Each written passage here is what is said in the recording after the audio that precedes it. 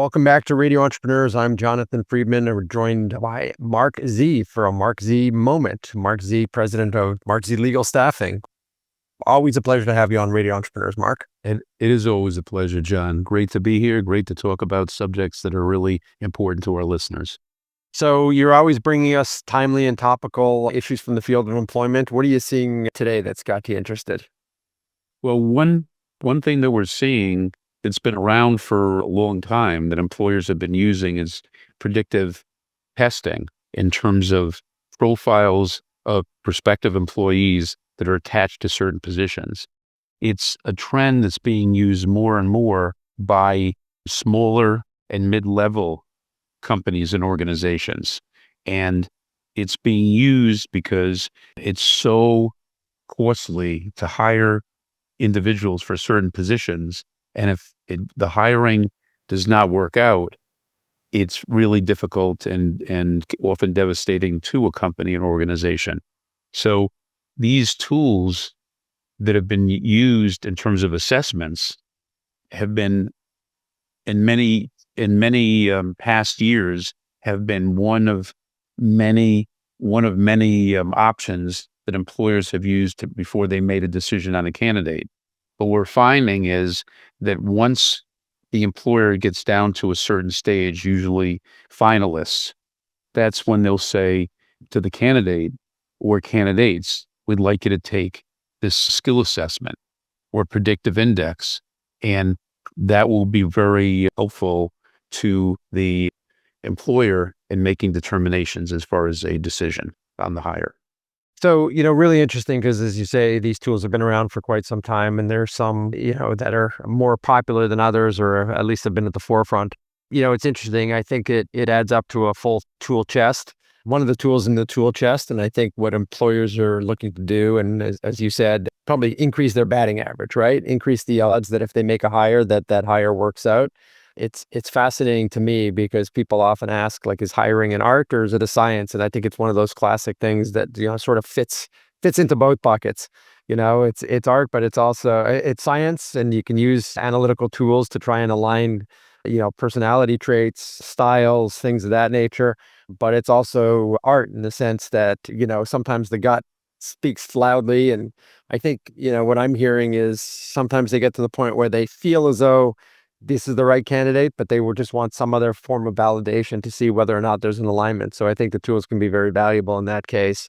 You're seeing a resurgence in it, and part of that driven by people feeling as though, there's not strong candidates out there, and we don't want to go through the process of, finding a candidate. We feel that they're strong and then being disappointed, or as you say, the cost associated with making poor hiring decisions. So it's interesting that you're seeing more of the small firms and organizations using these tools. Right. No, we're seeing a resurgence of the use of these tools, but particularly with the smaller to mid-sized companies or organizations, because after a few interviews, there's nobody else the person needs to meet. And you're looking for another alternative in the hiring process.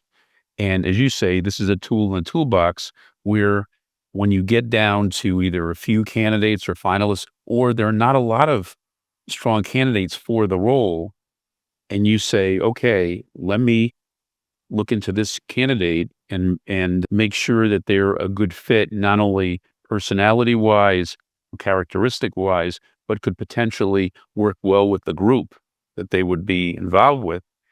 That's when these predictive indexes or assessments are really important and are used very, very frequently by the small to mid-sized companies or organizations. I would agree. And I would also caution that, it's interesting because these can be very valuable on the way in. And, over the course of my experience in terms of working with clients to identify candidates and help onboard them, there's so many other variables that come into play as to whether or not somebody's successful in an organization. And I think that I would heed the advice that if an assessment gives you certain information that you probably didn't, or perhaps didn't pick up on your own, that you utilize that information in terms of moving forward and how you actually manage that candidate or that individual. Because, very often people will go through an assessment and say, this person likes to work independently, and then, they come into the organization, they're continually forced into group environments, or vice versa. And so, you're going through the time and expense to make that good hire, but then, those best practices or utilizing that data falls apart. And so, and then, 6 months down the road, there's, what somebody terms a bad fit or a bad apple. And you say, well, we had all the data, but we didn't quite manage in the same way. So I would argue that they're not only great to make the decision, but take the data that you've gained or garnered from that decision and utilize it in the ongoing relationship and developing that working relationship moving forward based on, some of the things that you're pulling from the data. Absolutely. Absolutely. That would be very, very helpful in terms of not only early on, but continually checking in on the employee who's now hired by the company or organization to maintain their skills and making sure that they're following their success path as opposed to going down a lane that wouldn't work based on the assessments. Yeah, no, it's always fascinating to me. And I think, it's human nature. People are looking for quick fixes. They're looking to flip the switch and say, oh, the assessment said this, therefore we'll hire this person. And then they go back into their habits in terms of how they may deal with people and find that, this person or this candidate that they've now hired, you know, doesn't work well in a certain aspect or a certain environment. They totally disregard it. And they think Right. somehow it's magically, because we know it, it says it's magically going to disappear. And I've had countless experiences through my professional life in terms of working with clients and saying, okay, now you're going in with your eyes open. You know what you've got. You need to adjust as any good supervisor or manager does. You need to adjust your style and your way because today, and we've talked about this a lot in the past, in particular, perhaps with, dare I say, younger generation. Mark, I could say that for you, you and I. They're a lot of their beliefs are values based, and you can't move people off of those. And so, good employers need to adapt in certain ways. And if you have a candidate that says, hey, they're hardworking, but family comes first. Well, at 5 o'clock, they may be at their child's game, but at 8 o'clock, they may be working hard, and so we've got to understand those realities of today's world and be more adaptive towards how people are going to be successful because success isn't come to everybody in the same way. Right. Absolutely. Absolutely. So, are you finding that using the assessments is accelerating success, or is it elongating the time to make decisions because now you have introduced another variable? I know some of them can happen very quickly, but are candidates pushing back sometimes, or are you finding that candidates are finding it to be welcoming? I think candidates are finding it to be welcoming. They're not pushing back because it's part of the process and they don't want to take on a job or accept a position that they're not the right profile for, or they wouldn't be successful in.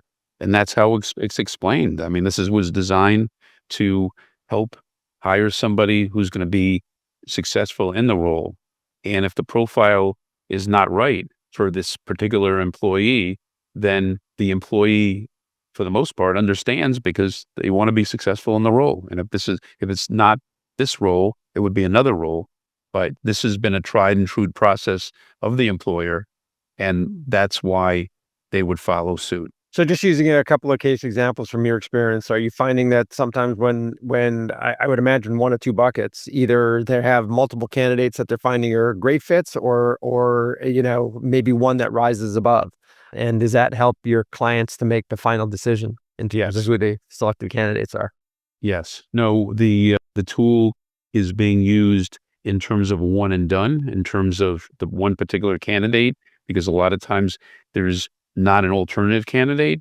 But when an employer is trying to make a decision also between two candidates, it's a great tool because they can look at the profile, knowing who's been successful in the role and seeing whether or not or how close one or the other candidates come to match that profile.